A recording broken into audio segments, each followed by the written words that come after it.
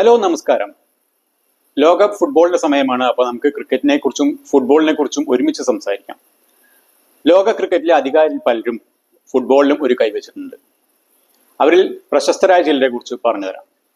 നമ്മുടെ വിവിയൻ റിച്ചർഡ്സ്, ലോക ക്രിക്കറ്റ് കണ്ട ഏറ്റവും വിനാശകാരിയായ ബാറ്റർമാരിൽ ഒരാളായ വിവിയൻ റിച്ചർഡ്സ് 1974 ആന്റിയോയ്ക്ക് വേണ്ടി ലോകകപ്പ് ക്വാളിഫിക്കേഷൻ റൗണ്ട് കളിച്ചിട്ടുണ്ട്.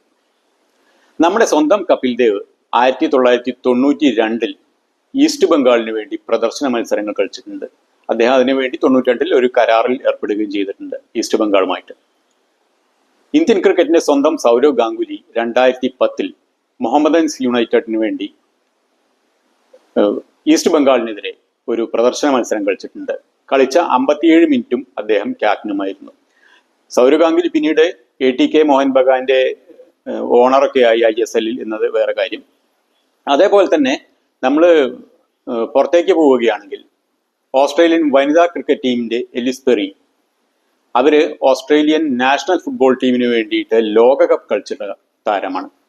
പിന്നെ മൈക്ക് ഗാറ്റിംഗ് ഉണ്ട്. മൈക്ക് ഗാറ്റിംഗ് എന്ന് പറഞ്ഞു കഴിഞ്ഞാൽ ഇംഗ്ലീഷ് ക്രിക്കറ്റിലെ മുൻ ക്യാപ്റ്റനായ Mike Gatting Watford FC junior player ആയിരുന്നു. പിന്നീട് അദ്ദേഹത്തെ സീനിയർ ലെവലിലേക്ക് പരിഗണിക്കാതിരുന്നത് അദ്ദേഹത്തിന് ഉയരക്കുറവും തടി കൂടുതലുമാണ് എന്ന കാരണം കൊണ്ടായിരുന്നു.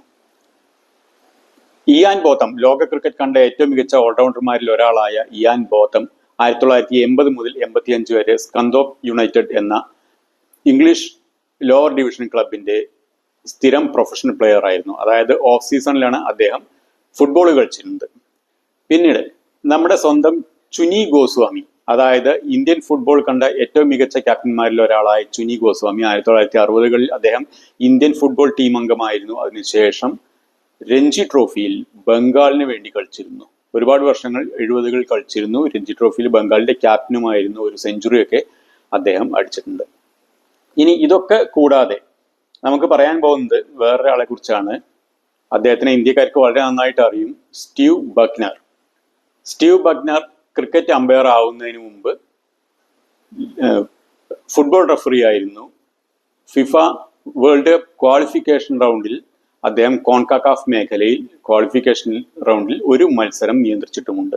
അതിനു മുമ്പ് അദ്ദേഹം ജമൈക്കയുടെ ജൂനിയർ ലെവൽ ഫുട്ബോളറായിരുന്നു. അപ്പോൾ ഇതൊക്കെയാണ് എനിക്കറിയുന്ന ഫുട്ബോൾ കളിക്കാരായ ക്രിക്കറ്റ് കളിക്കാർ. അപ്പോൾ നിങ്ങൾക്ക് കൂടുതലായിട്ട് അറിയുമെങ്കിൽ താഴെ കമന്റ് ചെയ്യുക, വിലയേറെ അഭിപ്രായങ്ങൾ കമന്റ് ചെയ്യുക, ഷെയർ ചെയ്യുക. Thank you very much.